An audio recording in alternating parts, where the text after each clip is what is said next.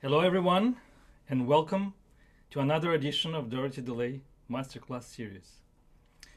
Today's guest is a wonderful artist, uh, one of the most accomplished violinists of definitely Dorothy DeLay legacy of her wonderful students. I would like to welcome Cho-Liang Lin.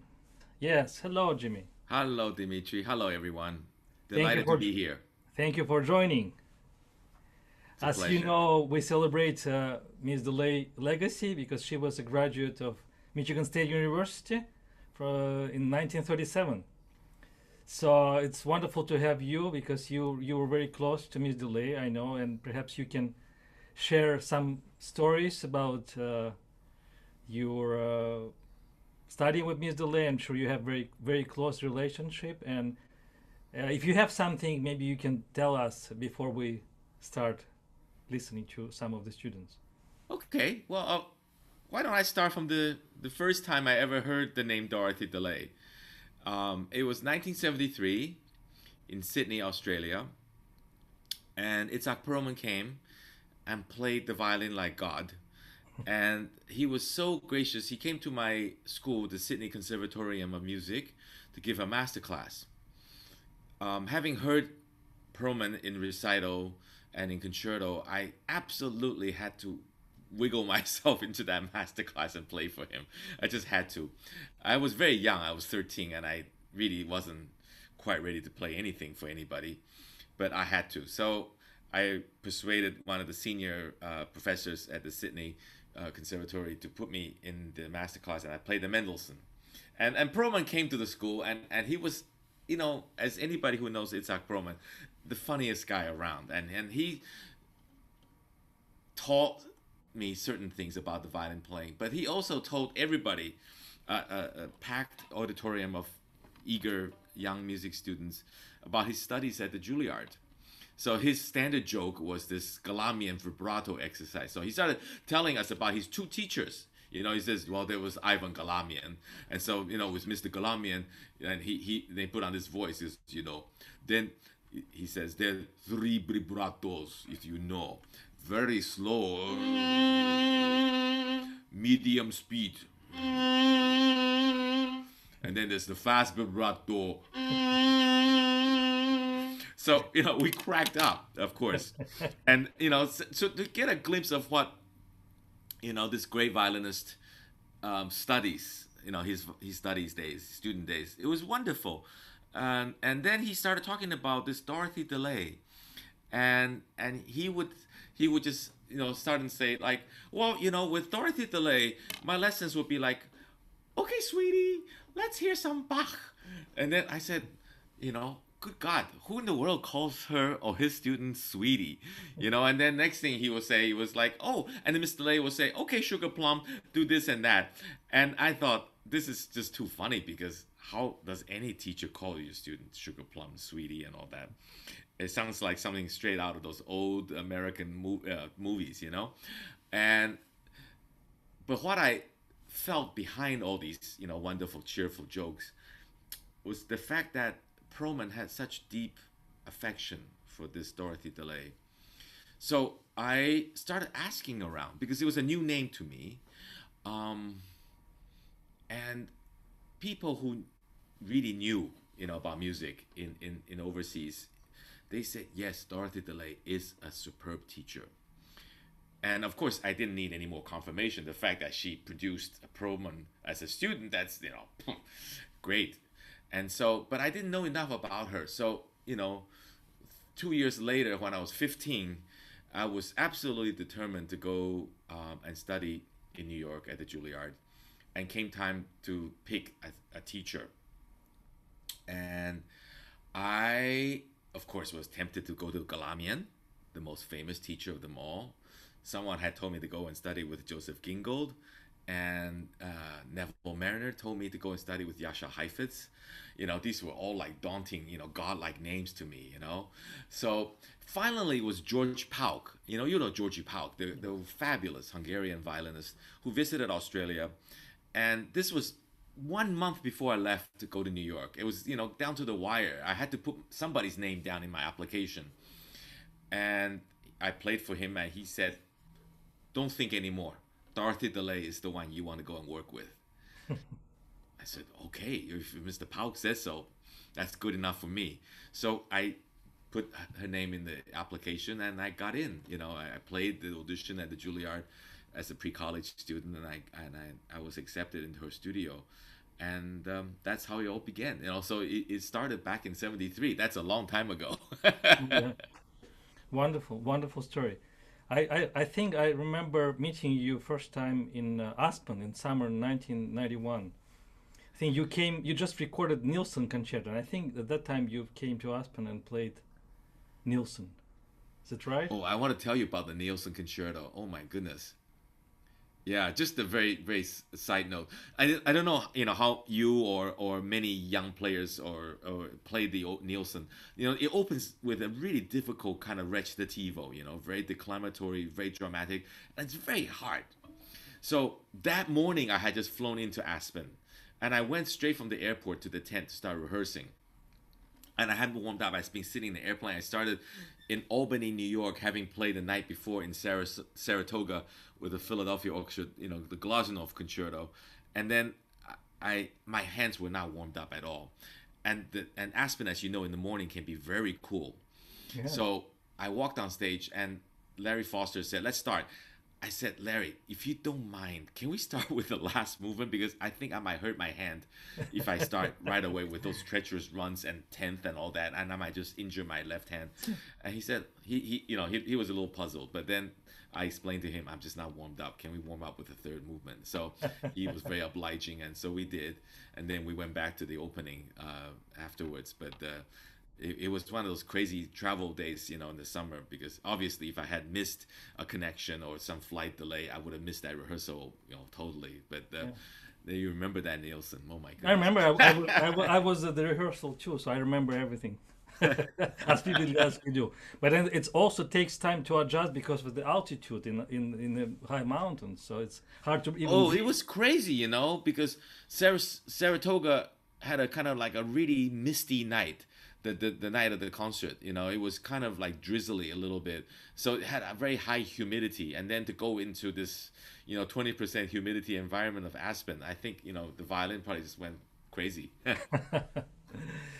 So we'll have a chance to talk between the two performers. We have two players for you today, and first one is actually she's very talented young 16 years old violinist from New York, Julia Jones. I've known Julia for at least 4 years, worked with her on different occasions, different festival. But she has wonderful teachers in New York, and also she has been working with some of the professors, the Perlman music programs. So she worked with Mr. Perlman, with Kathy Cho, and other people. So she's going to play for you first movement of Tchaikovsky Concerto. She's ready to play the whole movement, but you can stop her anytime. Wonderful. I look forward to hearing Julia play. Yes. Yes. So Julia, we're waiting for you. She's yes. Hello. Hi, Hi. Julia. How are you? Hi. I'm good, thank you. Let's see. Let's go to. Are you playing alone or with a pianist today? I'm alone. I'm alone. Alone. Okay, no problem. So let's get started. How long have you been working on the Tchaikovsky? About a month. A month. Okay. And you are only 16? I'm actually 17. 17. Congratulations. Thank you. It's very funny. That's the piece I played for my audition for Miss DeLay, when I was 15 years old. And that was my sort of like my calling card piece in those days. I thought I was pretty good at it until I got to the Juilliard. Then I realized, oh, maybe I need a little more work. Anyway, let's start, shall we? And don't mind me if I interrupt you. Because in case I have ideas I want to share, sometimes I get very excited about them, and I want to share them with you.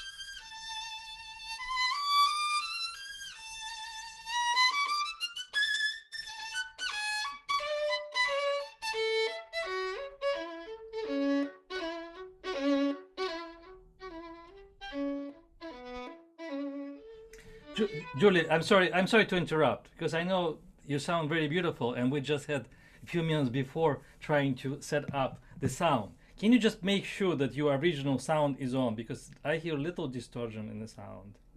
Yeah, it is. Okay. Sorry to interrupt. Maybe you just continue from the place you stopped. Okay.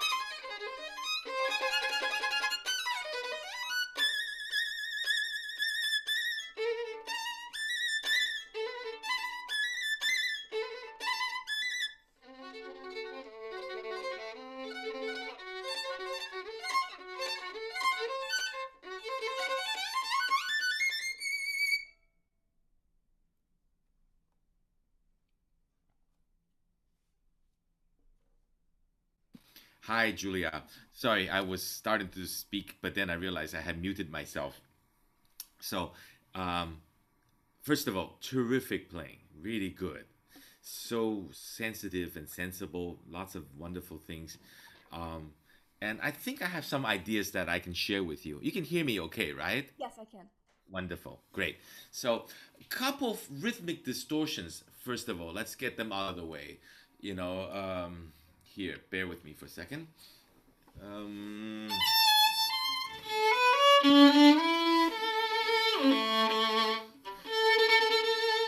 wouldn't treat that as a fermata. Don't linger on that note forever.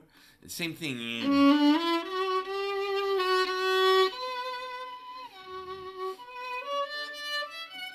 So that B also is not a fermata. Just be careful, okay? Then afterwards, play these triplets more evenly if you can.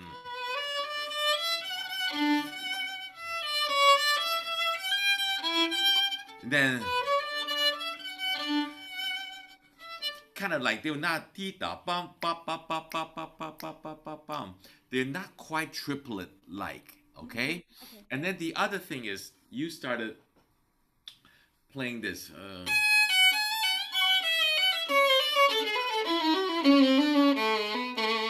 Then you hang on to that kind of a long time.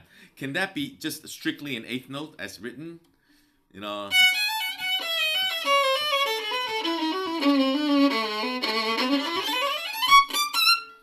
Okay?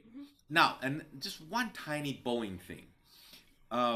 You do a very unconventional bowing.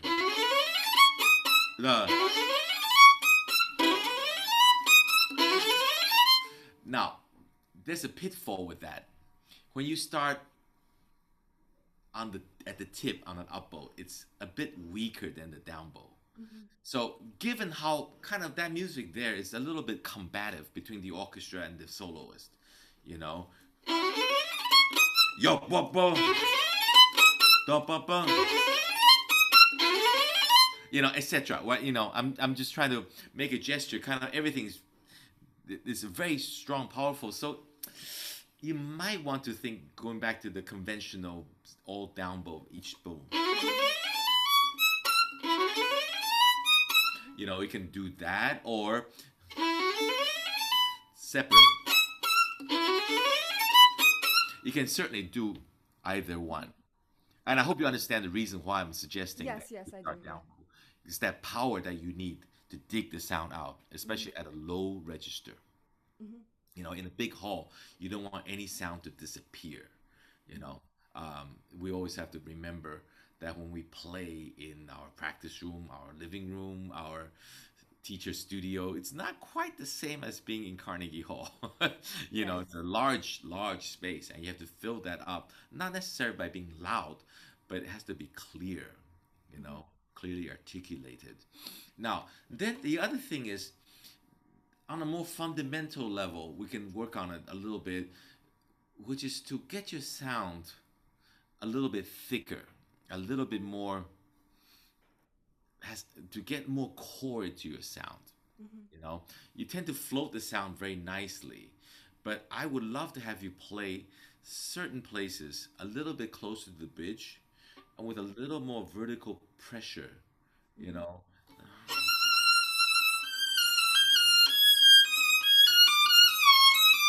Even a fast passages. I don't dare to play too roughly because the microphone's in the air. Sometimes on the internet, over internet sounds like everything crunch, crunch, crunch, like you're chewing on like 6 peanuts at the same time, So the idea is, you're doing a very light because maybe it's more fun and more appropriate for the music to have a little more vigorous in spiccato. A little bit closer to the frog. Okay. When I was like 19, no, when I was 18, I remember in Aspen, there was this masterclass given by Pinchas Zukerman. And he asked the player to play basically like him. And so he picked up his violin, he started playing.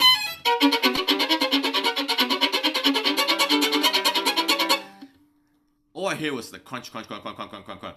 But it was so exciting the way he did it, But then I thought, now, 40 years later, I can't help but laugh because there's only one guy in the world who can do that and make it sound so great, and that's Zukerman himself. But everybody else who tries to mimic that one, it's gonna come out sounding pretty rough, you know. But anyway, he really wanted that bit to sound like that. And then, you know, I do what, you know, way back when I was studying the piece, I do it on the string. You know, that's kind of like more like what Perlman does. So it also the different permutations you can take, you know, no problem, different options. But all I want you to do is not to play it, not too sort of Mozartian, you know, not too delicate, you know, go after it. Now we'll come to that in a minute. We'll revisit certain places. One more thing is that sometimes your rhythm could flow a little bit more. You know, first thing I noticed, you know, there's let's see.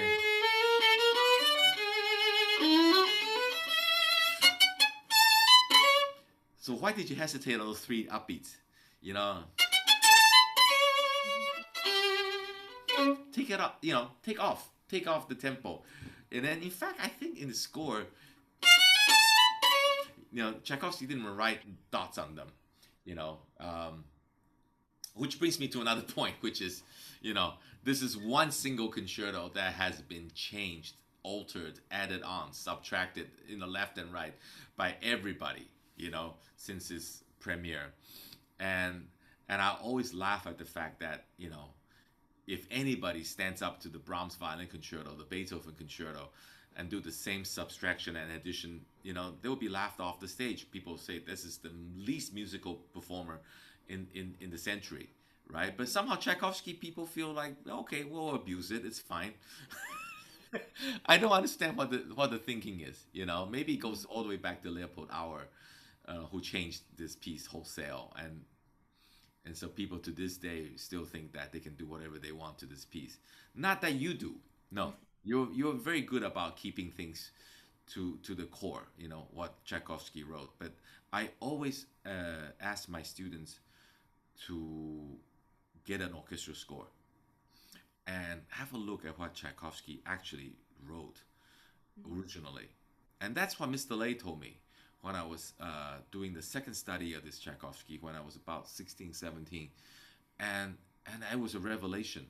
You know, I always just looked at the piano score, looking at, you know, what the rhythm is and stuff like that. But to look at an orchestra score, it's really wonderful.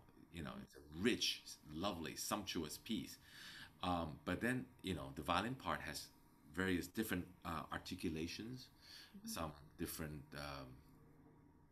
what you would call, dynamics. So people in these sort of standard, you know, the international edition have changed a lot, you know, over the last century and a half. So maybe sometimes, you know, just go back and look at the score and see what Tchaikovsky wrote. After all, the guy was a great musician, you know. We should respect what he had in mind when he wrote it. So let's start from the beginning, okay? And right away, when you begin, look for that sound that you can think of as your richest sound possible. Okay? Okay.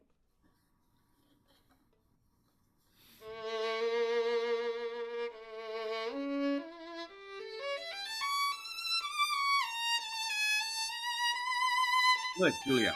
Now, have a look where the forte is marked in your music. Yeah, on the. Yeah. So the beginning, can you lead that crescendo through the ascending arpeggio all the way to where that forte is?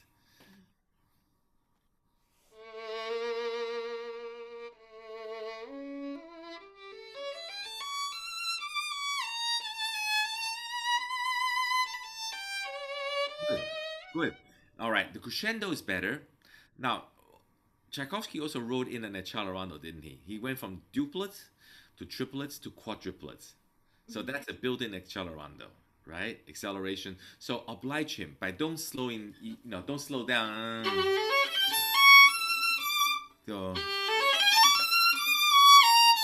So it has this feeling of a sweeping upward arpeggio with a little, you know, acceleration in there.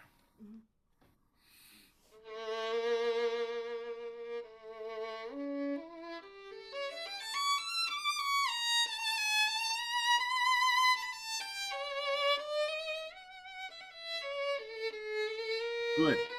That's better. But can you enjoy the that E a little bit more instead of you left that E as soon as you hit it. It's such a pity. Enjoy and then play the grace notes a little bit faster.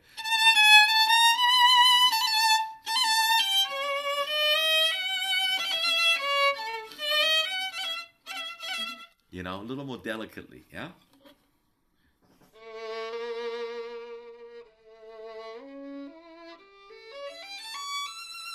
Yeah. Sorry, Julia. Don't slow down the quadruplets, the 16th note, right? Because that's defeats the entire purpose by the compositional technique Tchaikovsky employed.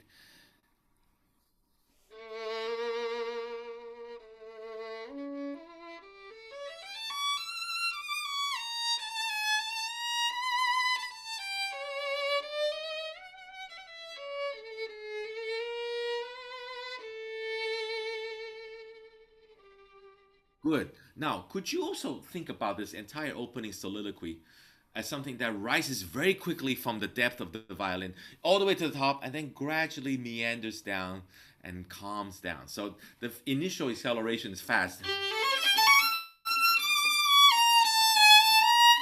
Now it begins to relax.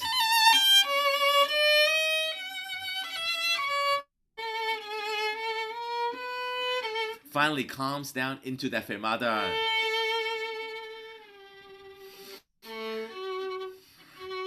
Think about that, like almost like a roller coaster, it goes woo to the top and then gradually comes back. No.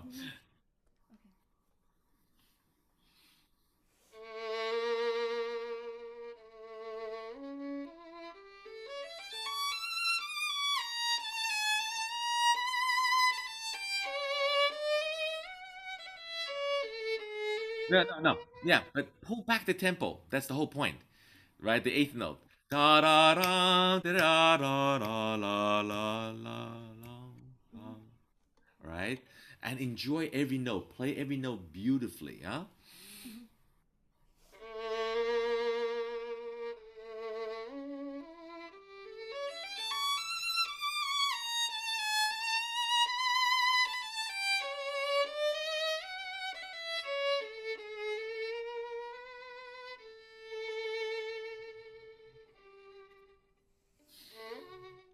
Oh, no. My dear Julia, don't move the bow.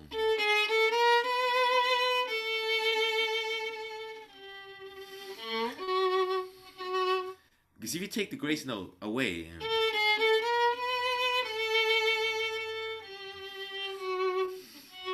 there's no gap, right? No.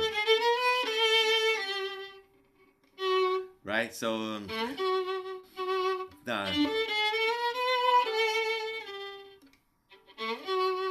just start the tune at the tip.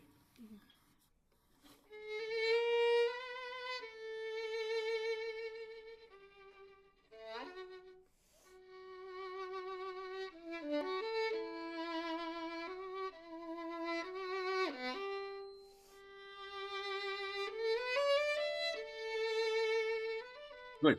Julia, when you begin this first iteration of this beautiful and famous tune, it's rather unassuming, isn't it?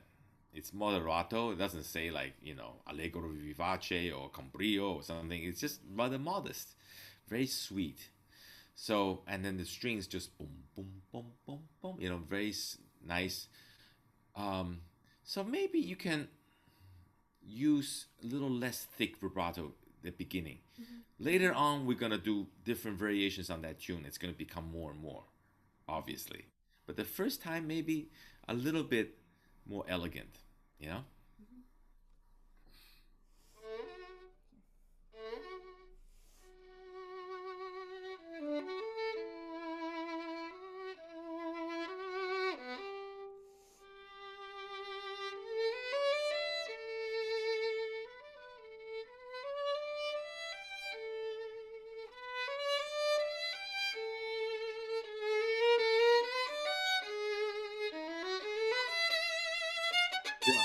Yeah, this is the first rhythmic place you have to watch out.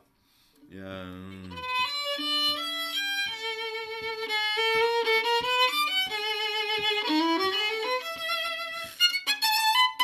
So in other words, don't drag.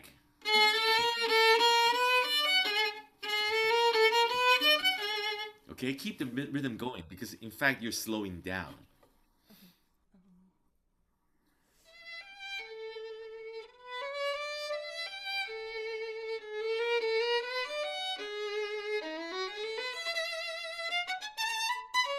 Good, that's better.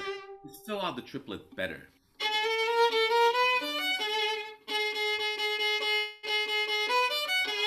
Okay? Just make sure those triplets are even.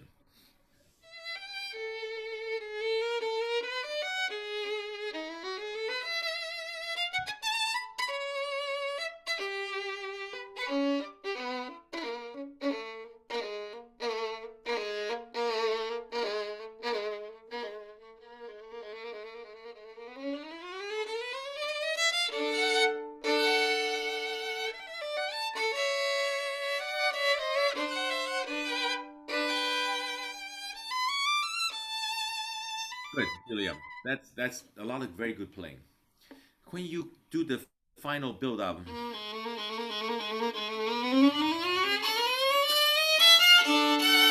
could you use a lot more bow?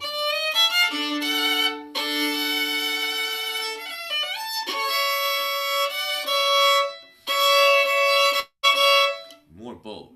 Don't press the sound in. Let the sound come out. Okay, and then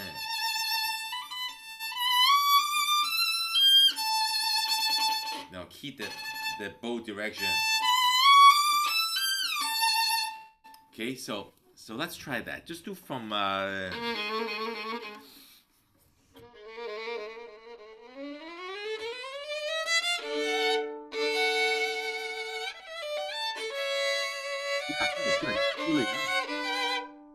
sorry to stop.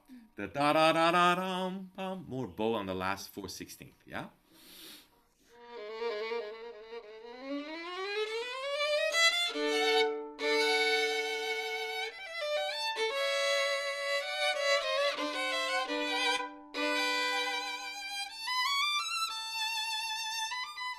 Yeah, good, good. It's a very common mistake. You don't. A lot of people do. You don't hold the G long enough.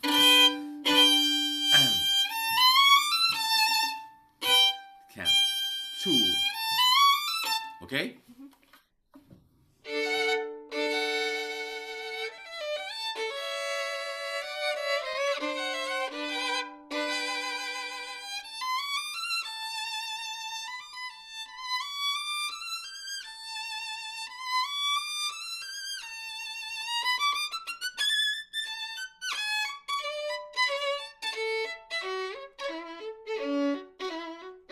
Good, Julia.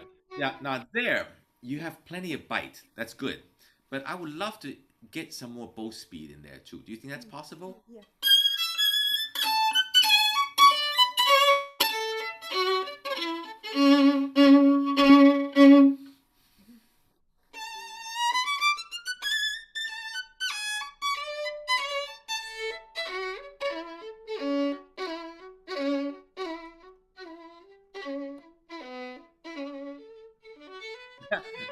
Okay, I admire your determination, but you can relax the rhythm.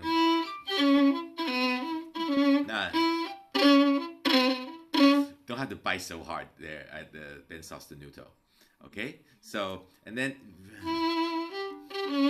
the first finger vibrate a little. Okay, a lot of people forget to vibrate.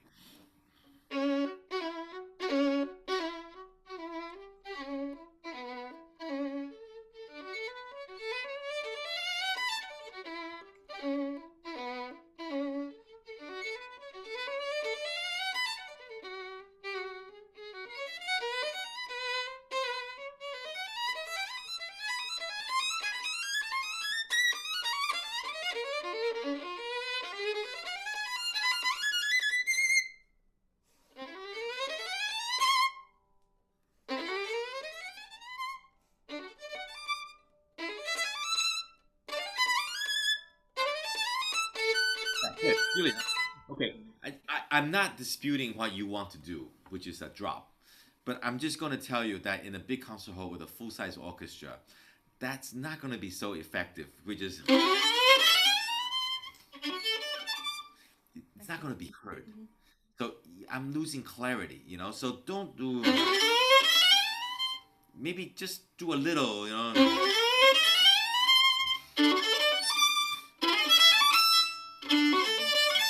But I can pretty much guarantee you that you will be inaudible in the concert hall. Okay. Yeah.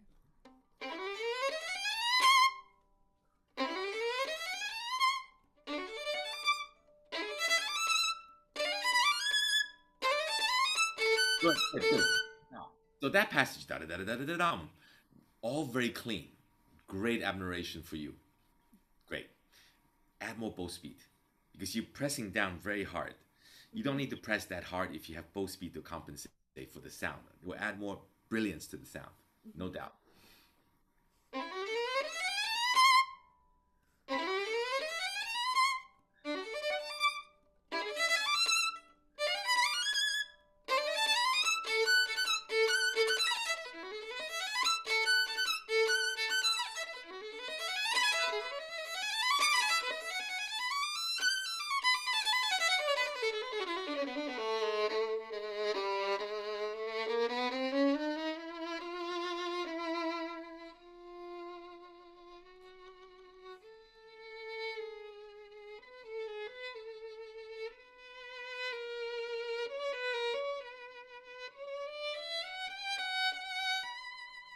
Good.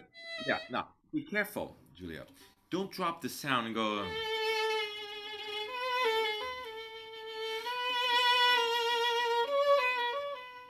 The second half of each bar kind of tapers off.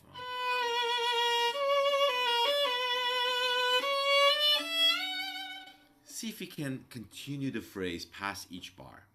So it's a longer phrase, not just one bar, one bar.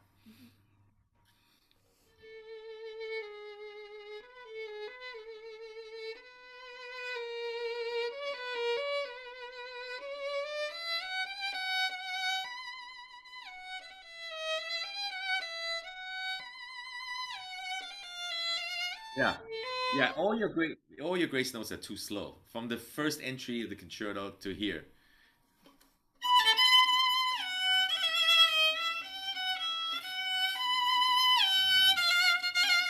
Nah. You know, when you put it slowly, it sounds like it's Glenn Gould playing the violin.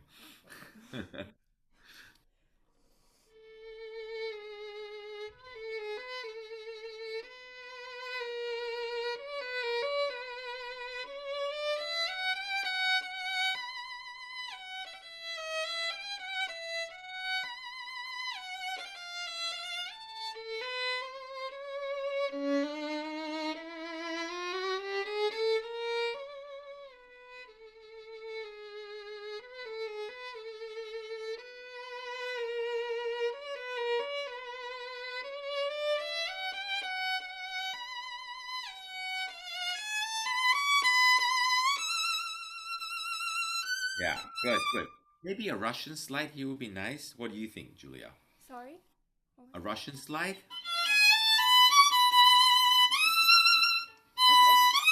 that? Sit in. Oh, yeah. Yeah, okay. Give it a try. Yeah.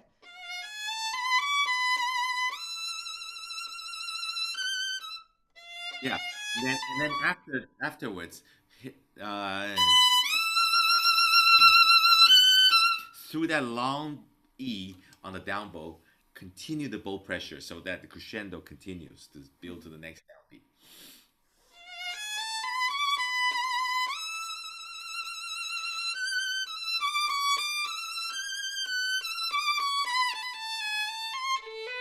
Yeah, yeah. Sorry, Julia. You know what I'm just gonna say? Grace notes. Oh, yes. Grace notes. Yeah, not too slow, please.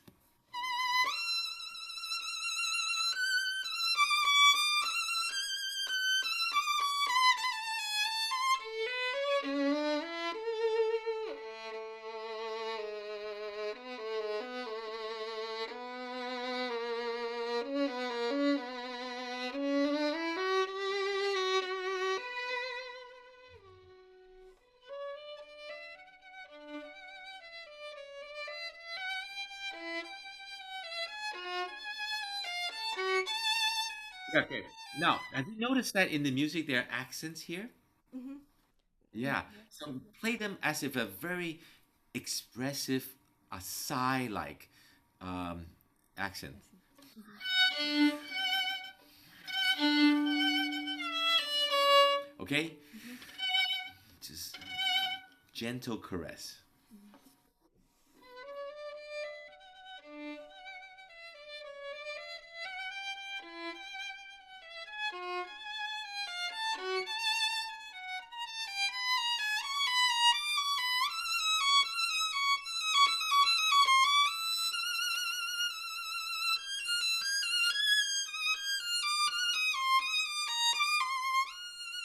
Good. Now, this is one thing that we can also think about. And just this is an example. So it starts to build up faster and faster.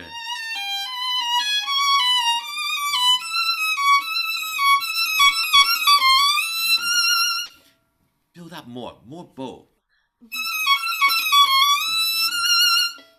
Don't be afraid. You kind of like your tendency is, if I may simplify a little bit, is to reach a plateau of energy and dynamic, and you kind of just stay there rather than keeping up the build. This is very important. Just keep it going. Mm-hmm.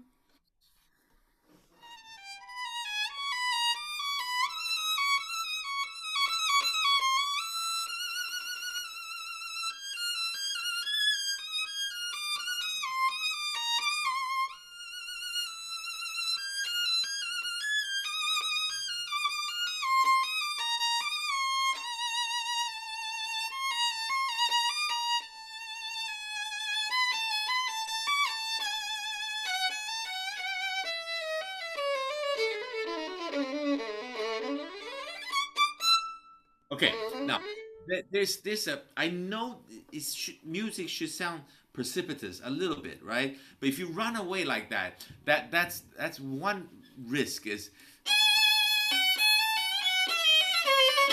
as if suddenly there's a più mosso or immediately almost doubling of the tempo.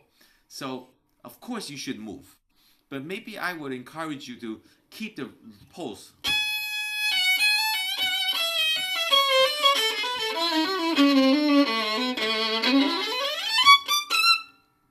I see. Instead of, because suddenly I lost the pulse, and it's like suddenly just gone. It's like free for all. Okay.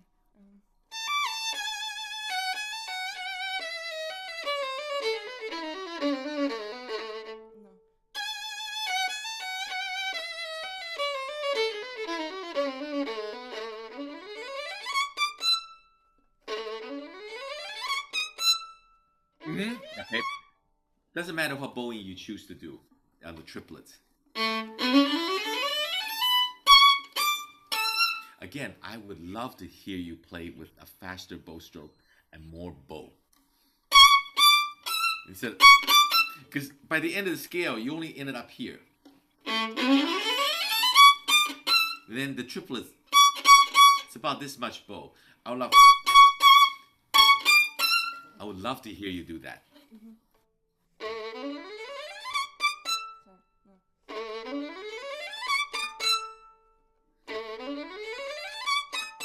Good, good. Now, do me one more favor. Count Okay. so that the triplet must arrive on the third beat. No? Yes. Right. So let's do that absolutely in tempo.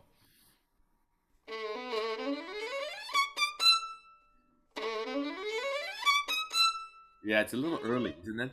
Yup, up, up, 1, 2, yum, yup, up, up, up, bum, yup, up, up,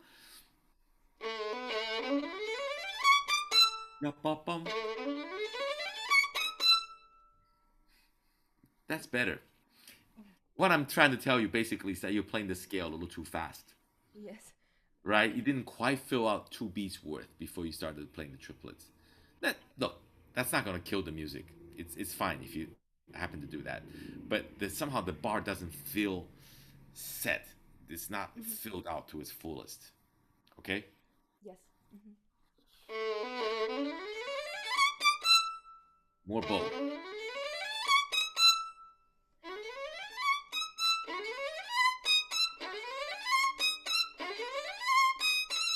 Yeah. Okay. Again, very ideal. Very ideal. Each one a little more. But in a concert hall, it doesn't quite work. Because the orchestra's going to come crashing in anyway, on the second eighth note. So whether you like it or not, they're going to play forte. So if you don't play forte, you're just going to get drowned out and it doesn't make any sense. Might as well play all forte. Right.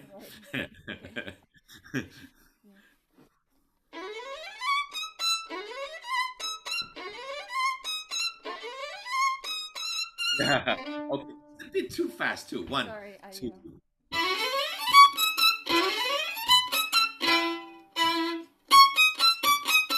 Okay, make sure you really are rock solid with your rhythm there.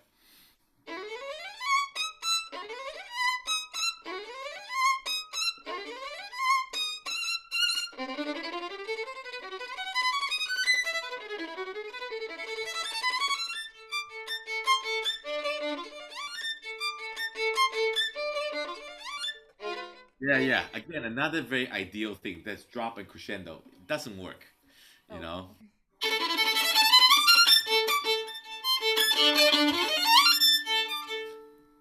You're just gonna become inaudible for the first quarter's worth.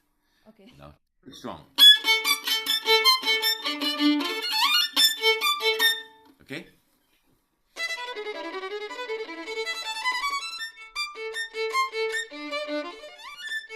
Yeah, yeah. Sorry, Julia.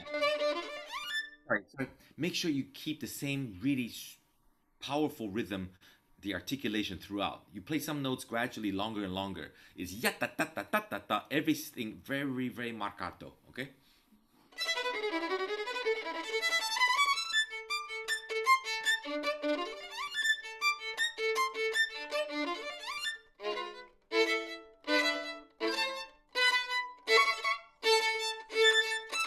Okay. Now, I presume you want to make a crescendo there. Yes. More and bow. Okay. Yeah, don't press.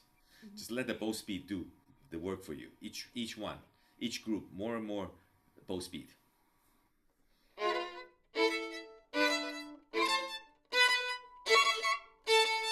Yeah, but you're doing this.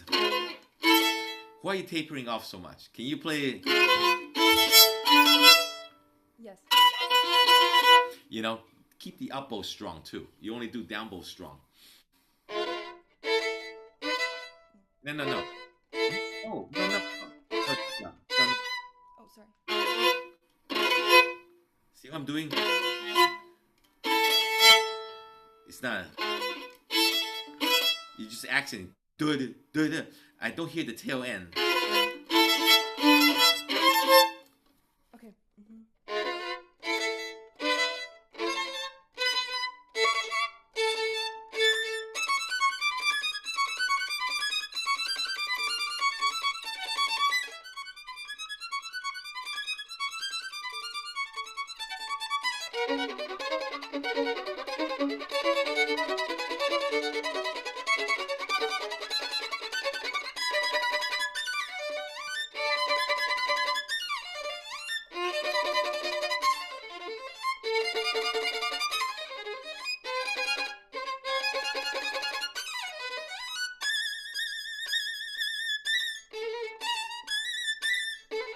Okay, Julia.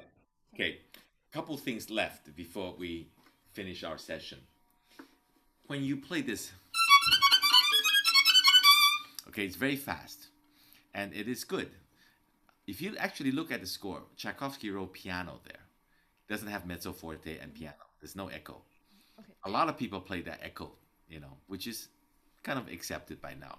But if you actually read what Tchaikovsky wrote, okay, if you can take that literally, just play soft throughout, but very brilliant. Okay. Then he wrote what? Poco più lento or più lento? Hold it back a little bit, a little heavier. Okay. Yeah, bum bum bum bum bum bum. Then it's like suddenly you're well grounded. From flying. Suddenly you're going. Now we are really okay. Now this one, that one was just outright too fast. Too fast? Yeah, yeah. It doesn't have to be that much fast because you're already very fast. If you pull it back, and then, so you still have room for one more notch of high speed. But Okay, since so you already play so fast, when you got to the trill and the più mosso, you just went way too fast. Okay, it's the orchestra. Yum bum bum bum bum bum bum bum bum bum. You cannot play yada da da da da da da da da. You know that's too breathless. The music should be powerful. Can we just try right on the trill?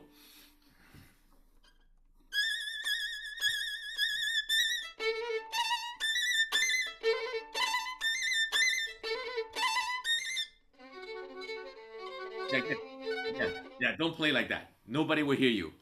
oh, Right? Then three notes equal. I would say at least the mezzo forte and then immediately crescendo. Otherwise, nobody will hear you.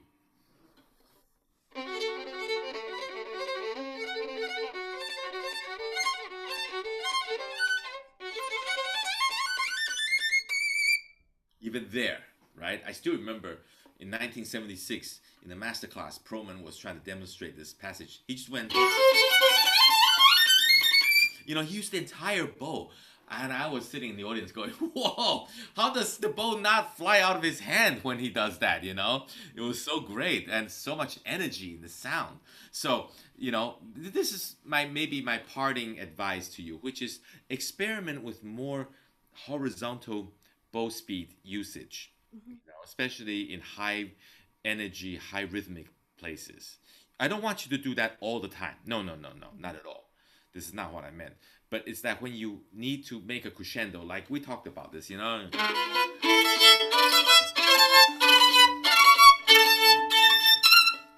else did that great? Not only Perlman, but David Oistrakh, yeah. The bow speed, Nathan Milstein, they all did it. Mr. Heifetz, they all were supreme masters at that bow speed control. So unless you have the world's greatest Del Jesu, in that case you can just play, we can do that.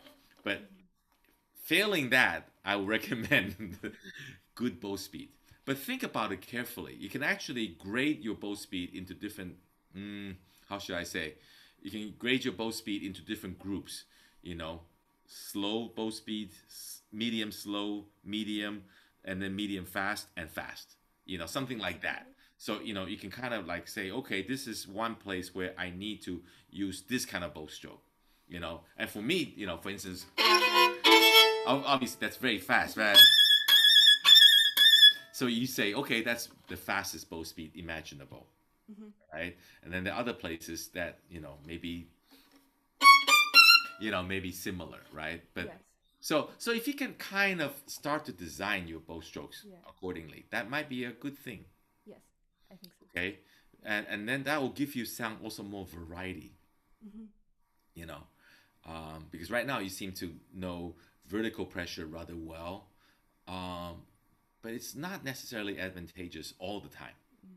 Yes. So I think in a piece like Tchaikovsky, Mendelssohn, for instance, to some extent Brahms, certainly Wieniawski and Violin, Saint-Saëns, those pieces, bow speed is very important. Stravinsky, for that matter, too. Yeah. Okay. So I think that's all the time we have. And who's your teacher? My teacher is Victor Bassis at Kaufman Center in New York City. Oh, so you go to that school. Yes, I've had a master class with you in the past on Sibelius First Movement at Kaufman I Center. remember. No wonder you look familiar. I was trying to place, but that was already 4 years ago. You were a little kid. Around that time, 3 years ago, yeah. Yeah, it seemed like a long time ago. In the good old days, Yeah, wonderful, Julia. I'm Thank you so much. delighted to hear you, and you're progressing wonderfully. So keep up the great work. Thank you so much. Yeah, stay well. Thank you, Julia. Thank you. you. Bye. Thank you, Jimmy. It was wonderful, very productive lesson. You gave such a in-depth demonstration too. This is the demonstration today is a little bit because I've been doing grading online video auditions, entrance auditions. And so I haven't touched the violin really for like well over a week, because I'm just sitting in front of the computer with a piece of paper, taking notes, typing notes, listening, okay, one more Sibelius, one more Tchaikovsky, one more this and that. And so, the violin just came out of the case basically yesterday, for the first time in a while. You sound really good. So Oh, thank you for that vote of confidence. perhaps the question is very natural that I'm going to ask you. How do you keep yourself in a good shape? Especially if you sometimes, at this point of your career, you don't have this regular hours maybe, so you have to be very productive in the time and effective in the time which you can spare to the practicing. What do you have some approach you can share with us? Well, how to stay not so out of shape. That's basically what it is. My latest kick is Bach fugues. I don't know why. I just think these all three fugues are really finger benders of some sort, because they require not only left hand accuracy in intonation, some really awkward chords, and also I have to control the right hand, so I don't crunch the heck out of all these chords. And then I remember I took a little vacation at the beginning of January, and basically I didn't touch my violin for like 12 days, and I came back and I started playing and I was horrified, I thought I sounded so ghastly. So I thought, okay, what am I going to do to get myself into shape? So I decided, just what the hell. So in one go, I played all three fugues in that sequence. And then by the end, my left hand was hurting in a really good way, like they were being exercised and being stretched, So I thought, okay, this is what I'm going to do. So ever since January, I've been, doing, I pick random, each fugue, one fugue a day, and I play it slowly, really slowly one time, and then slightly faster with stops just to fix things, and then finally one complete. And of course, the C major fugue is so long and so difficult. Sometimes, that one, just to do that process takes 1 full hour before I feel like I'm warmed up. It's interesting. I absolutely agree with you that fugues are, I think, one of the most difficult piece of the violin repertoire, because all the twists you have to coordinate, and when you're ready with the left hand, then the chords and voicing, everything is very, very complex. Yeah, and at the same time, it gives you an incredible sense of the theme. You have to really follow one voice, another voice. You have to try to combine them together. So I mean, in all different respects, I think yes, you're absolutely right. Yeah, it's interesting. I think so. I agree with you 100%. And it's also good for the mind, for the brain, because, you want to play them from memory. At least after the first, slow go through, and you want to put the music aside, and you can say, okay, I'm going to test my memory to make sure I can get through each fugue, fairly unscathed that day. I hope we'll have a chance to talk a little bit more after our second performer, because I think they've been ready to start, and they're going to play for you Brahms' first movement of the third sonata, and violinist Yu Xin and pianist Ellen Xin Yap. Yu Xin is a DMA student here, first year DMA student at Michigan State University, and she's been doing wonderful progress. We just started recently working on Brahms sonata, and whenever you is ready, you can unmute yourself. Yes. Yeah, I will. Hi, Yuxing. Hi. Now, who's your wonderful pianist? Hi, I'm Elaine. Elaine. Nice to see you both. Nice to see you. So yeah, why don't you play? The first movement's not very long, and we'll talk. I'll mute myself until you're done playing the first movement, and just give me about 10 seconds. I'm gonna get my music off my bookshelf, and we can start. Okay? Great. Thanks.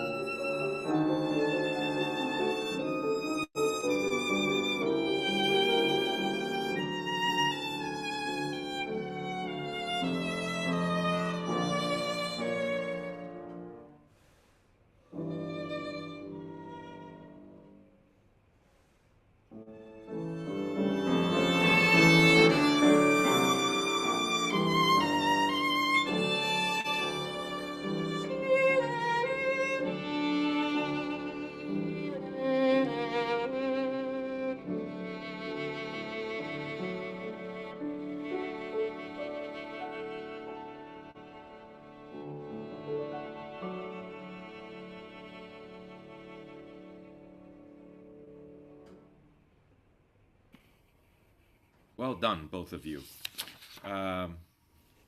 So, you are from China, no? Yes, she is from Malaysia. Oh well, Happy New Year to you both. Yeah, happy New Year. Very good, very good. Okay, a few things that we need to take care of. One is rhythmic accuracy. Yixing, okay? So this is an important thing. Sometimes you don't really quite play with the piano, and you really need to make sure you fit in very precisely because of the particular structure that Brahms has given you, like the development. Da da da da da da da dee dee dee dee dee. Because you both are interchanging this theme. You know, it's kind of like a hidden theme because this is the beginning in the piano part. You know, it sounds like it's this accompaniment, but Brahms utilizes it, you know, like a great genius he was, into a thematic development material. You know, this is a sign of something unbelievably masterful. We'll come to that. Now, two notes that need to be fixed. Yes, Elaine. First of all, in bar 24 going to 25, there's a slur, no? Yes. So those notes that are not, those notes who are repeated, you hang on to it. Don't strike the same notes. Got it. Okay? Yes. And you think this is very important. You have bar numbers, right? Yes. 1, 5, 3, 1, 5, 3. going into 1, 5. You know the forte. Dum, bum. You cut off on the downbeat. No, it's a full quarter longer. Okay. Can you just play that together? You must hear that your A is part of the chord. What piano is doing, that's the piano's top voice on her fifth finger. So you must help the piano sustain that chord. Elaine, also same thing there, right? About not striking the same note twice. Yes, that's right. Let's try that. So let's, you should be very careful. The full length of those two notes, right on the forte.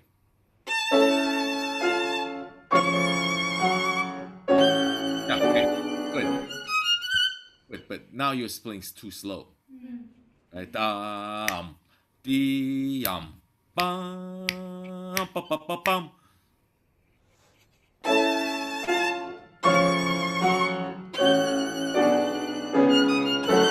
That's it. That's much better. And then the top F sharp, no diminuendo. Hang on to that note. Now, since we stopped right there, so instead of flipping pages back and forth, violinists always get very selfish because we think, oh, we have this line here. It's so important, you know.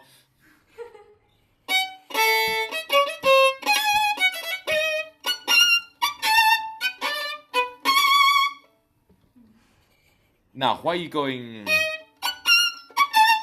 The piano's going. Guess what? That's the theme. Okay? So when you go, you cannot go. I'm gonna take time because the piano will have a da ya pa pa pam pam pa pa pa pam. Okay? Elaine cannot wait for you. Yeah. Da da da dum. Right? That's very immediate. She's committed to going to the next downbeat, and I do mean that as in 164. Okay, 164 must not be late, and you take over that tune.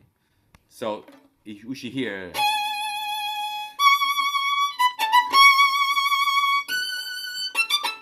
Right, so we hear those two overlapping strato-like voices. Okay. It doesn't mean that your part in 162 is unimportant. No, the violin part is important. Da bum bum bum bum bum. Don't lose power there. But I just mean that in 164, don't be late. Okay, let's go back to the beginning a little bit.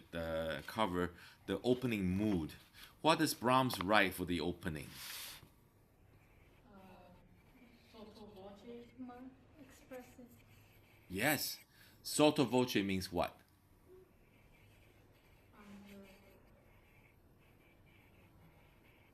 Under what? Under the voice, Yeah. right? So don't play like, it's the brightest sunny day in the world. Think Michigan weather in the winter. Right? Little gloomier.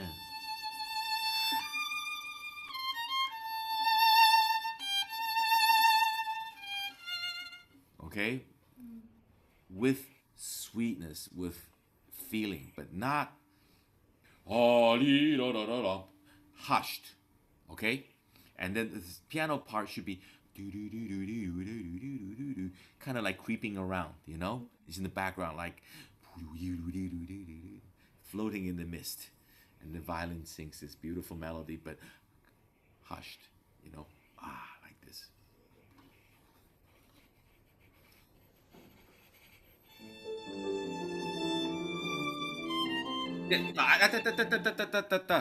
Don't fall behind the piano immediately. Da da da da da da da dee dee dee dee dee da da da da. Okay, you have no business being late there.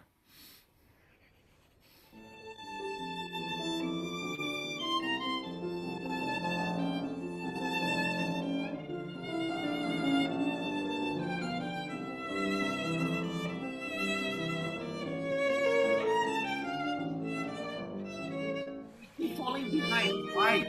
Why do you keep falling behind? Dum bum bum beep bum bum bum beep bum. Right? There's no reason for you to play it slower than your pianist. Unless you don't agree to the tempo. You want to play a slower tempo, then you guys work it out. But if you agree to that tempo, you should stick to it. Okay, can we try again? From here? No, do it from the top. Okay.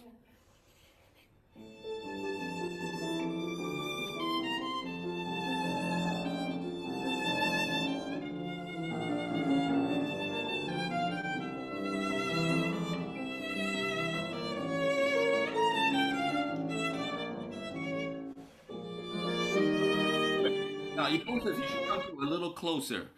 A closure. Breathe. Does that make sense? Nah.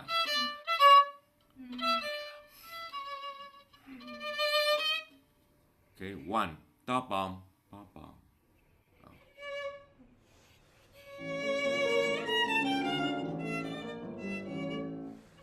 No. Don't do it. That's very careless. Change the bowing.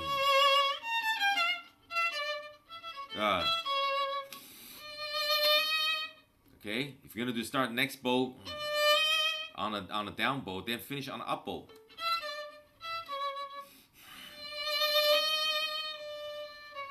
Okay, you have to have a little more control.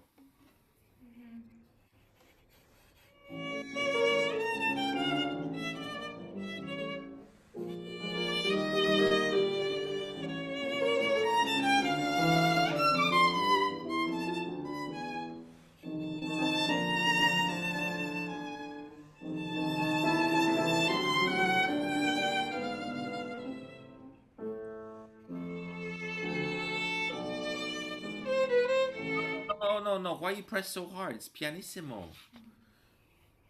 Right? Both of you, right? This is the closure of the opening theme. Yeah.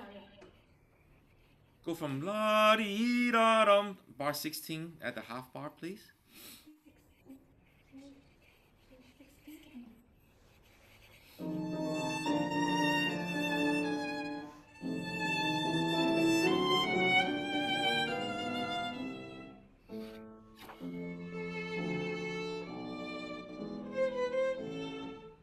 Is this good?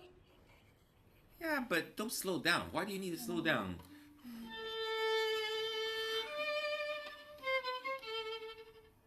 Because the piano goes dee da ba ba bum, bam, right? Da dee da da da da bum. No, the piano has no momentum anymore. Yes. Dee da ba ba bum, down. Okay, simple.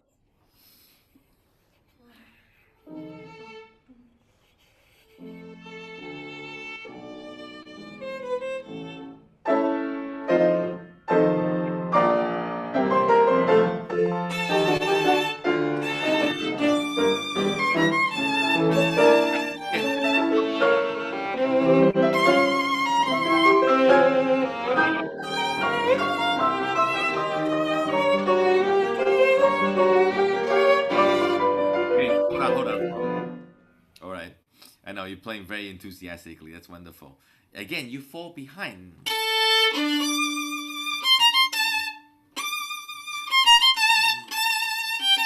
The music has become more urgent, and don't drag da da da down. Okay? Yeah. Let's go from the piano solo where the forte starts.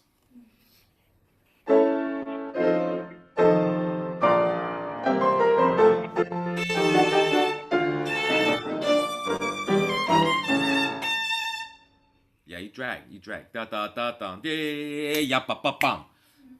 Crisper.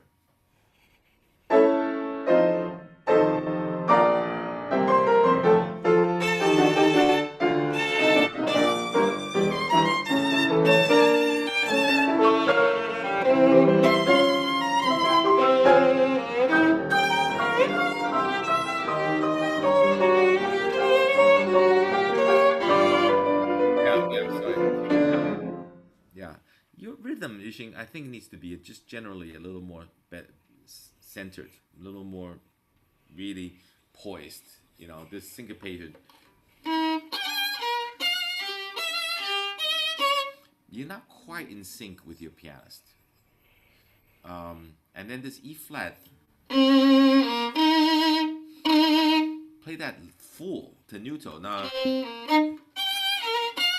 as if you flip that note. I wouldn't do that. Let's try going back. It's an odd place to start, but try indulge me in bar 29, please.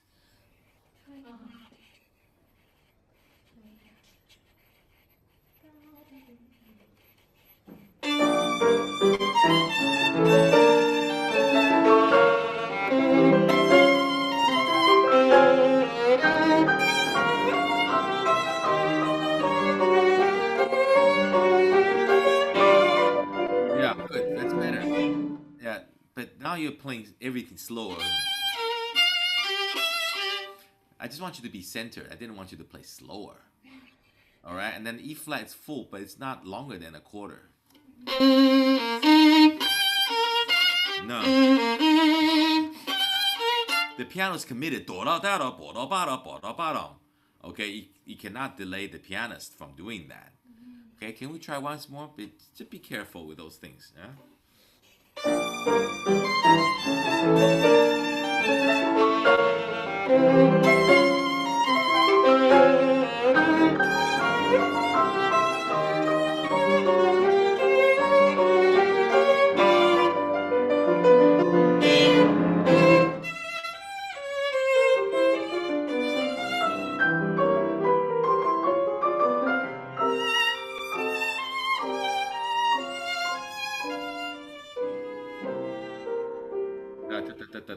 Again, I'm just using you as an example for both you and anybody watching this video. We single line instruments, we're a little bit selfish, right?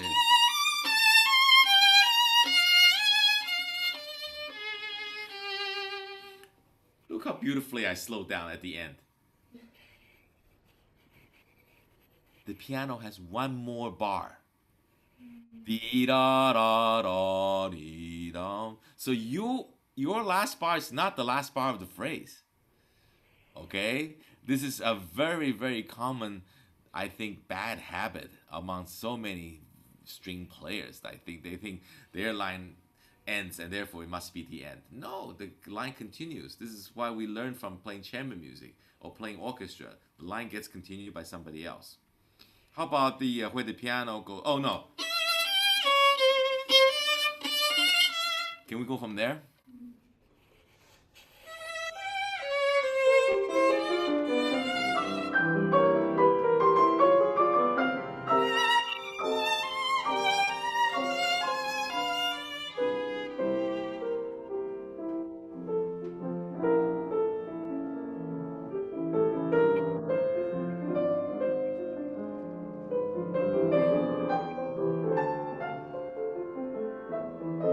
Elaine, go more to that forte.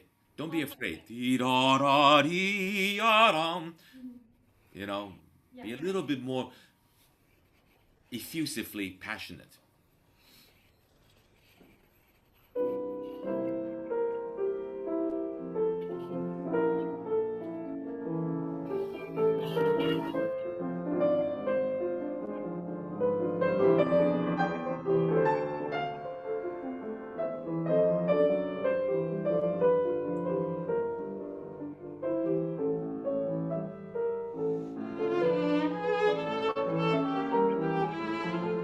Ah, you come in and you immediately fall behind your pianist. Try not to do that. Why do you keep playing behind her? Right? She's already set the tempo. Da dee da dum, ba da ya dum, da dum, ba da dum. Right? There's no ifs and buts. It's there. How about dum da dee da dum 56, huh?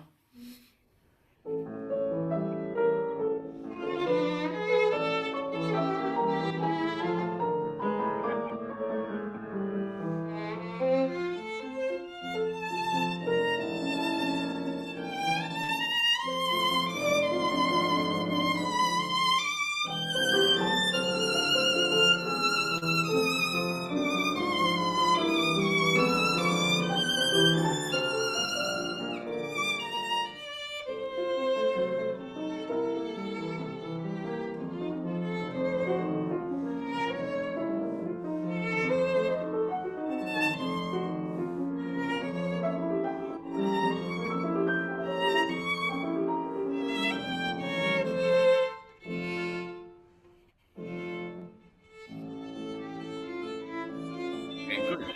Yeah, you guys, you did very well. And I know you're playing this.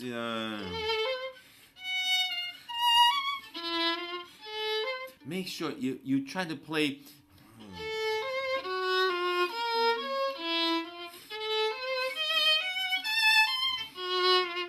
As one line.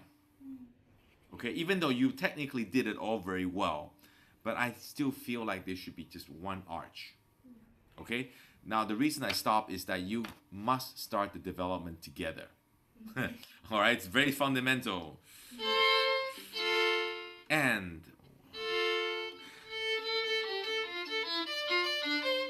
okay, use that last chord before the double bar as your upbeat. 1, 2, and ya da da da da da da da da. Okay, and then really play with the most beautiful flotando sound.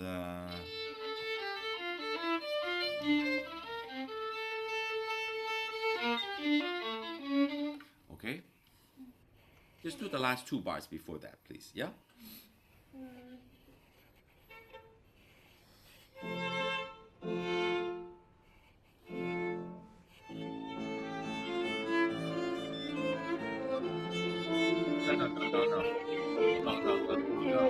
No. Sorry.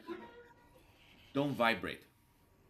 Okay, it sounds a little bit weird because the duration is so short. Sounds like some sort of weird sound effect. Okay, because the open A has no vibrato. Right, like beginning the G major sextet. This is gonna sound pretty weird, you know. No. Okay, right on it, yeah. Nice and plain. Okay, don't. You have plenty of chances to be expressive later on.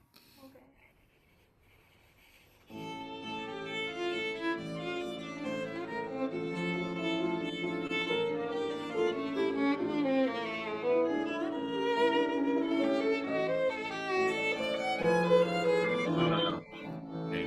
Yeah, you guys are not really not following what Brahms is writing.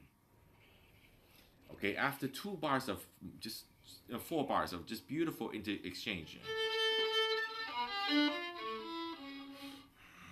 and then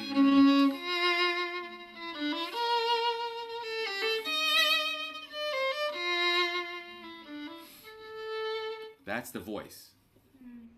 1 for the violin, 3 for the piano.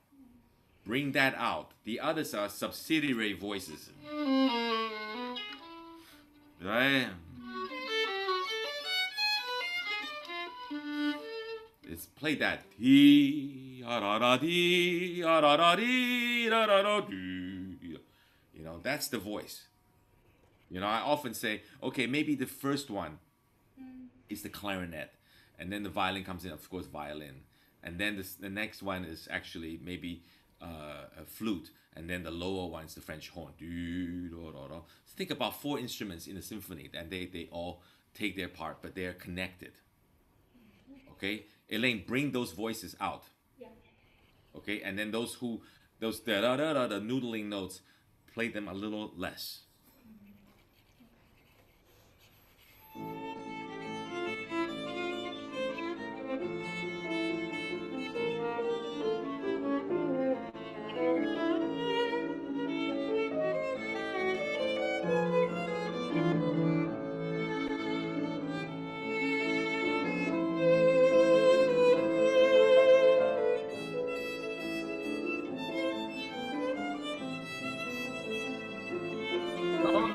No. Sorry, play that from the E. No vibrato, please. Okay.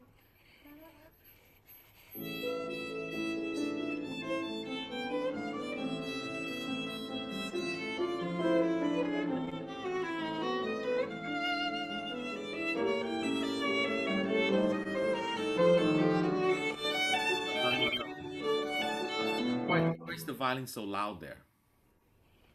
Where's the crescendo? The Brahms right one? Only here. Right, so why did you start your crescendo the bar before? Okay. Can we? And also, it's not your tune. Remember, we just talked about this.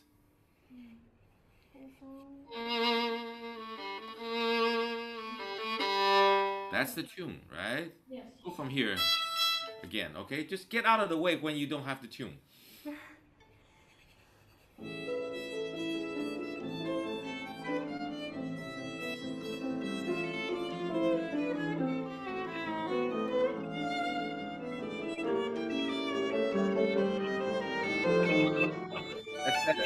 Elaine, the first da di da, you gotta play more. You gotta draw the audience attention to that note. Okay. Okay, don't let people guess. Just play with a little firmer sound. Okay. Same thing. Yes.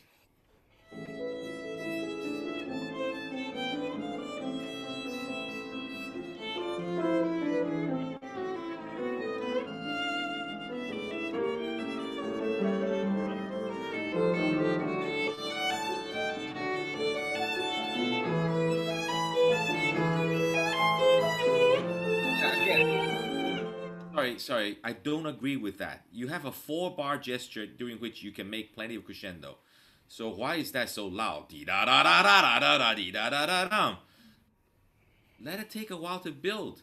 The first one's only a swell, and the next bar, 105, it's back to pianissimo again. Okay. There's no reason for you to play that loud. Right? You are in support with the piano right hand together. You know? Okay. Go from 104, please. 104.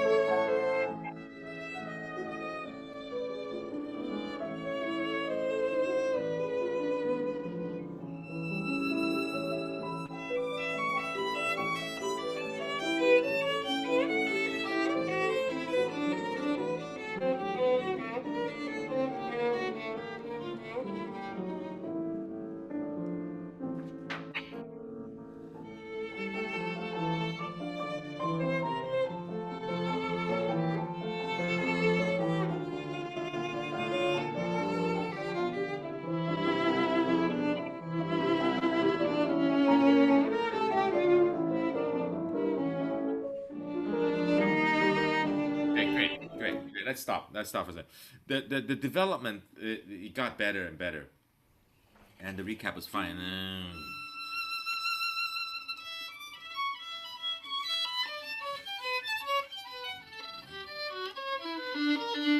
A little bit sweeter sound, you know, not. It's like too matter of fact, too many notes, you know.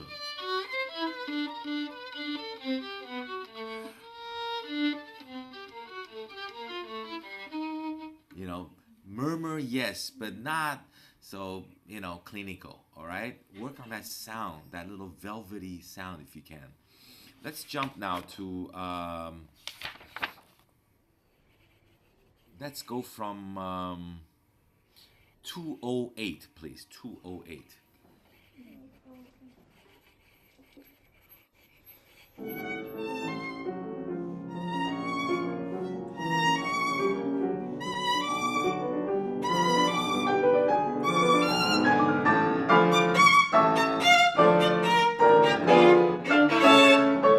Yeah, okay. Hold on.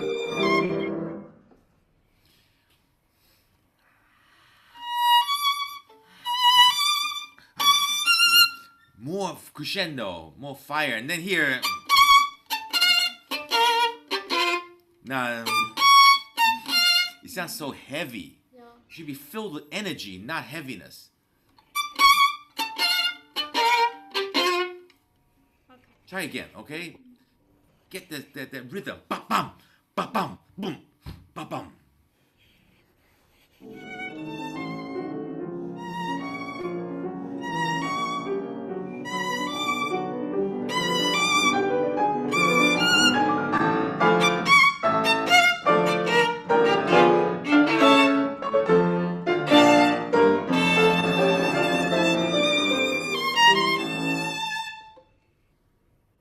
Keep going. Right there. Start on the fourth line. Play strong.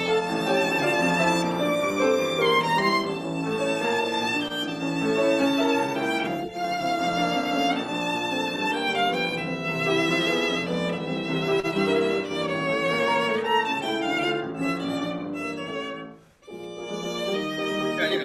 No, there's no diminuendo. Okay, it's still forte.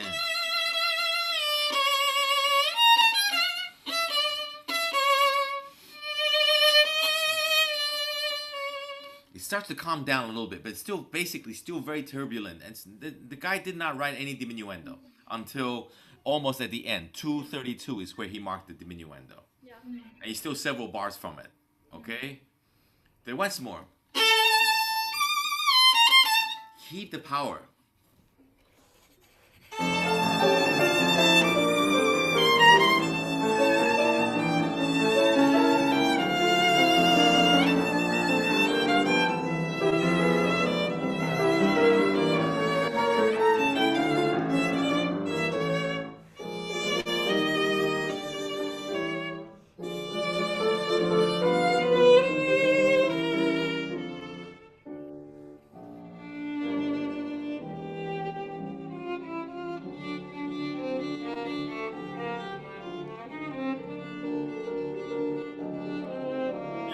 Okay, just a little bit. You two don't agree on a tempo clearly, because when Elaine joins you, she plays faster, and I tend to agree with Elaine.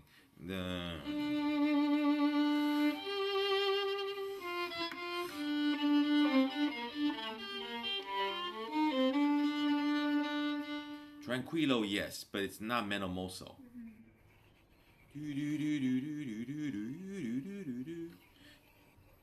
Just do from 233 on the half bar, please.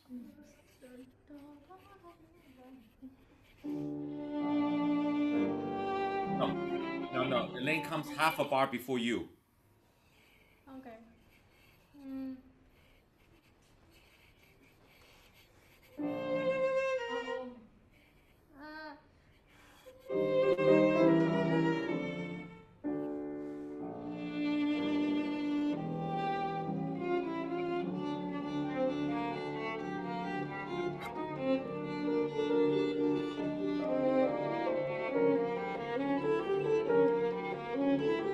Again, get out of the way. Ya da da da da da da. Brahms even wrote sempre pianissimo there. All right, di ya da da di ya da da di ya da. Okay, be very sensitive to those voicing things.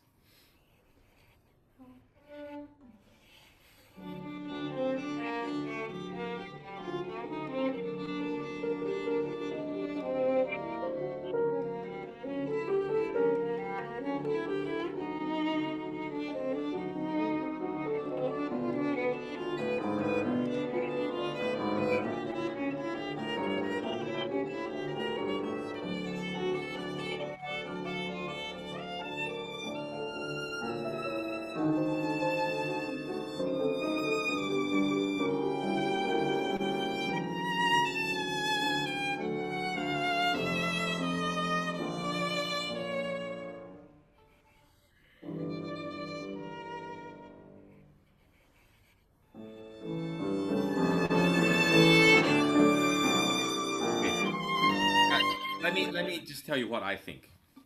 When you go,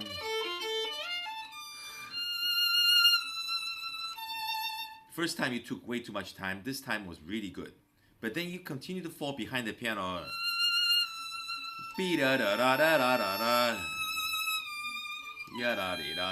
There's no reason for you to fall behind the piano. You have only just like these long notes, right?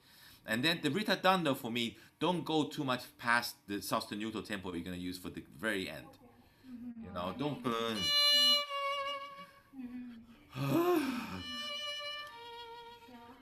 Forever, and then suddenly go da da da da da da. Okay, I have to go.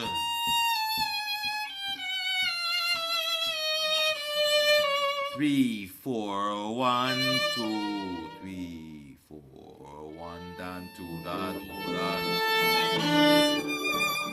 Okay, I tend to play just about to where the sostenuto tempo I want. Not much beyond, because otherwise it sounds really weird for the piano to pick up the tempo where it's marked sostenuto, as if, you know, Brahms didn't write a chaturando or stringendo or anything like that, right? So go from the dolce, yeah, 250.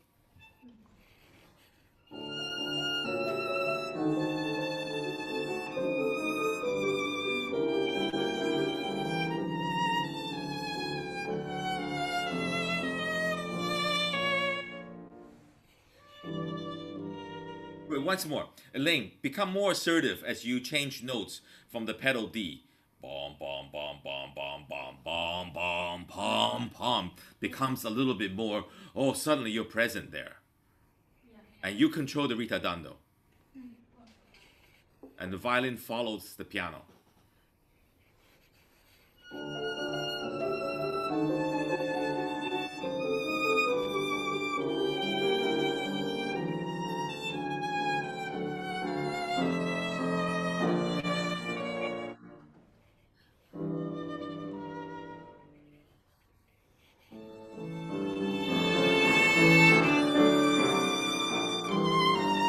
Elaine, please try the sostenuto again. Don't accelerate so much.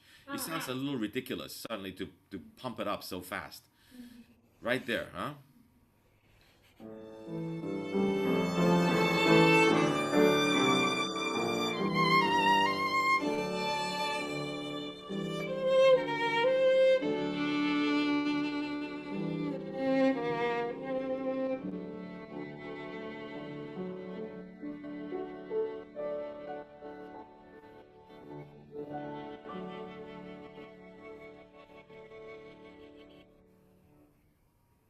I'm just gonna nitpick for a second. Solfege. Dee da dee da dum bum bum bum bum bum bum. So why is that triplet ascending arpeggio so fast? This is not Chopin, you know. Yeah, stay a little closer to what's printed. Okay, I don't mean that you should drag it out forever. Yes, it should move slightly perhaps so it doesn't sound so stodgy. But don't suddenly just like, you know, play like whatever I feel like. Okay, we don't need to do it. Just think about that for the future. All right. So, Yuxing, your rhythm is already better as after we talked about it. After I mentioned it, So clearly you're capable of paying attention to that aspect and addressing it. Yeah. That's good. Okay? Thank you so But you need to continue to listen Mm. to those, especially chamber music. I was taught when I was a young player, by the likes of Robert Mann, the Juilliard Quartet, and Felix Gallimer, and other great musicians, that you in chamber music, and it doesn't matter which music you play, you listen to the person or the instrument that has the rhythmic unit, the propulsion. Okay, so this is why at the end, bom bom bom bom bom bom. That's it. Elaine controls the rhythm because she has the bom bom bom bom, right? So that's a rhythmic pulse. So she controls that. So this is the thing, that if you pay attention to that, and voicing, to just be a little more sensitive to that, I think you can have a very, very strong Brahms D minor sonata. And of course, we only dealt with the first movement. There's still plenty more to explore in the future. Yeah. Okay? Okay. So, yeah, Thank you so much. Thank you so a much. great pleasure, and thank you both. Thank you, Jimmy, for wonderful advices and your guidance.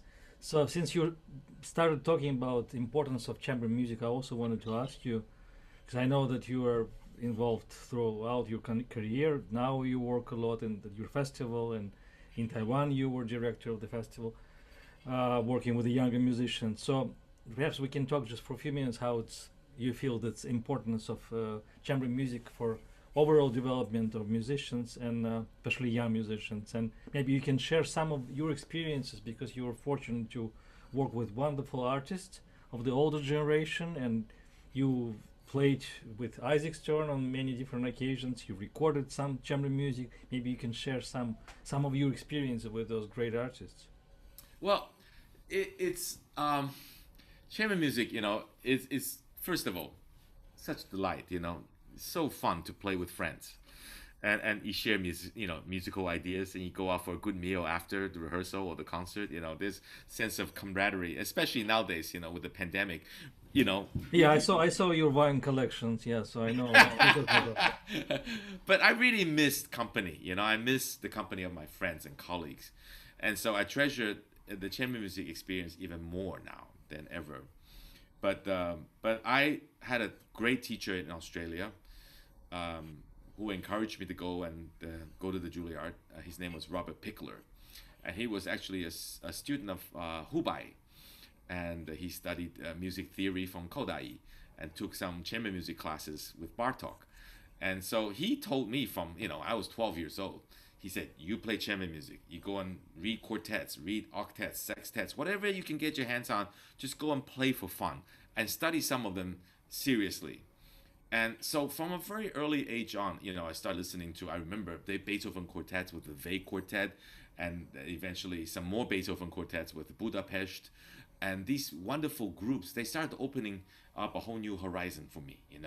And then, of course, once I entered Juilliard, I couldn't wait to, embrace myself, playing likes of Dvorak piano quintet, Schubert octet, in the pre-college, once a week, but that was my nourishment, And then eventually I kind of graduated onto bigger things and had Robert Mann, Felix Gallimer, these wonderful, great musicians as my sort of mentor. And eventually I was invited to play chamber music with Isaac Stern.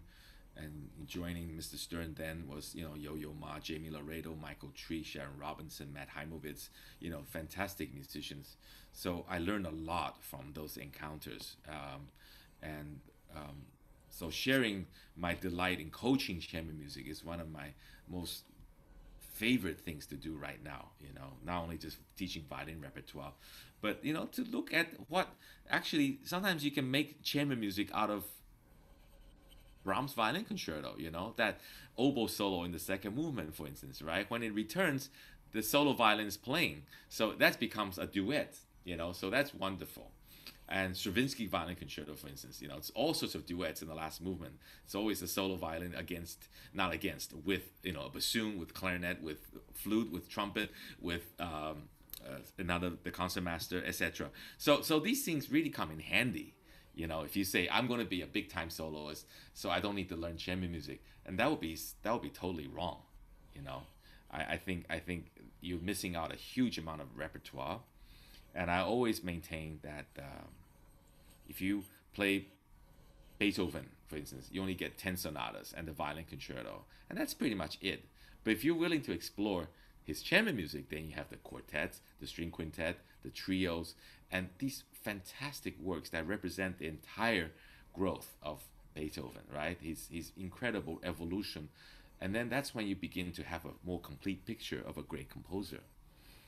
Absolutely, yes. And I think you mentioned this already, but I think it's the experience of when you play chamber music with your friends, or sometimes you play with somebody you never met before, but the moment you start working on the music, you find some kind of way to communicate, and it's a beautiful thing if you open to new ideas, if you able to listen and to follow and to accept those ideas and take a lead and then to follow some ideas. I think it's one of the most incredible experience one can have because of the chamber music, because of the beauty of this, all the lines and all the, not only the melody itself, but all the voices and interactions of those other voices. And it's great that you're saying that it's very essential for any advanced player, but for any musicians to go through reading and through the experience playing chamber music, because it gives incredible sense and awareness that it's not only you, not only your voice, not only your ideas, but you have to always be very sharp in terms of accepting other musicians' ideas, and you have to react quickly with the bowings, with the phrasing, with everything, and it gives you incredible new approach to everything you'll do in your solo repertoire. Absolutely, yeah. You know, it compels us, each one of us, to listen. You know, listen carefully what others are doing. You know, sometimes somebody might actually make a mistake, and you have to catch that mistake and how to go with that person. Right. Without, you know, the ensemble falling apart, and that's wonderful in terms of the challenge. And it's not so pleasant at that moment, but you know, if you can actually, you know, quickly fix that, and before you know it, it's back on track, and it's great. But yeah, it's the alertness, right? We all have to listen, use that extra sensibility in our brain to pick up what other things that, you know, other players are doing, and react to that. You know, I find myself more open-minded as I get older. You know, when I was young, you know, I study a piano trio. I had a recording of so and so fixed in my brain. And then I realized, you know, after many decades of playing the same trio over and over with different musicians, then I realized, yeah, way back then I was just an idiot. You know, I didn't know what the hell I was doing, and I thought I had the right idea, but I didn't. And then so, you know, but now it becomes more and more natural to open your heart up and accept other interpretations, and it's a wonderful learning experience. Yes, yeah, and I think in general, it's a great model of communication between people. You know, when you without the words, you can understand each other. And you Yeah. have certain freedom when you have a trust. You can even have complete rubatos together without agreeing or disagreeing or something, but just following each other impulses. So I think it's one of the greatest things, yes, one can Yeah. experience. Yeah. Absolutely. Before we end, you know, I thank you for your time. I know you're very busy teaching at the Rice University in the middle of auditions, in the middle of classes. You rearrange something. Just again, I would like to ask you if you have another second, just to share maybe some. We talk about Dorothy DeLay, and she was very close to Isaac Stern, bringing many students to, you know, to introduce them to Isaac. Actually, she brought me once also to his apartment. I was fortunate to play for him. But for you, it was quite a long and very close experience. Maybe you can share some maybe advices you had from Isaac. Well, I was really scared, you know, when I was finally brought to play for Mr. Stern, and Mr. DeLay arranged it. And actually, you know, here, let me show you. I actually have a picture of Mr. DeLay right there. You see that? Oh yes, yeah. That's from Aspen, you know, probably in the mid '80s. Anyway, poor haircut on my part, but that's all right. But I was thoroughly intimidated because, you know, Stern was my hero. You know, he was one of the the gods on Olympus, you know, and so I prepared really thoroughly. I played the Saint-Saëns B minor concerto and Beethoven C minor sonata, and Mr. Lay had told me, had warned me, right? Probably likewise to you, that Stern likes to challenge a young player, and if you let him challenge you, he'll walk all over you. So I was mentally prepared, and so sure enough, he started asking me about colors. You know, what color do I see in this particular moment? And I remember I blurted out for the Beethoven C minor. I said, I see red. You know, the fiery beginning. And for some reason, that really pleased him. You know, maybe that was what he was thinking too. I have no idea. So from that point on, for the rest of the lesson, it was a little easier. You know, he kind of like didn't hammer me so much. But I know he was very capable of hammering young musicians. And, you know, he had gone to Aspen the summer before I showed up, and notoriously, you know, like really, like, you know, gave it, read the riot act to some young players. And some other younger, now very famous players went to him and came out in tears, you know. But for some reason, I welcome the challenge. But the thing is, with Stern, like sometimes it's a little like working with a very strong-willed conductor, in that you have to know your stuff. If you know your music, if you have thought about it, you have figured out certain things, you can withstand the challenge. You know, sometimes a conductor will say, "Well, why are you doing that? You know, why don't you do this?" And then you can say, "Well, you know, you have to explain. You have to be very persuasive." And so you just don't say, well, just because I feel like it. You know, for Stern, that was unacceptable, right? So to have a intellectual conclusion to a interpretive idea was very important to him. And of course, later on when I played the in some chamber music, you know, I mean, there were a couple of things that, you know, Mr. Stern would do impulsively, but that's okay, you know. But so you don't stick to everything that you preach necessarily, as I found out. but he mostly stuck to what he preached, and of course, you know, to withstand that challenge from Stern was really took a lot of work, you know. I mean, I was exhausted by that one, you know, end of that 1 hour. It's like, you know, and am I going to, you know, survive this or not, you know? And then later on, when he invited me to play, I thought, oh my God, what the hell did I do right, you know? Yeah, thank you, Jimmy. Thank you for your time, for your wonderful guidance, sharing your stories. It was real treasure for everyone. We had a great number of participants observing, so I would like to thank you again, and hopefully we'll see each other in person. Perhaps one day you can do the same, but in live. But until that time, I think it's very productive to have at least this kind of window of communication, and I'm sure for everyone who joined and for students who played for you, it will be a moment they'll think over and will learn something from this experience, and they'll treasure it and will pass the knowledge to other people when they work with them. So That's it's very right. important. We do our best to disseminate what we learned and then hand them off to the next generation, and then we do likewise later.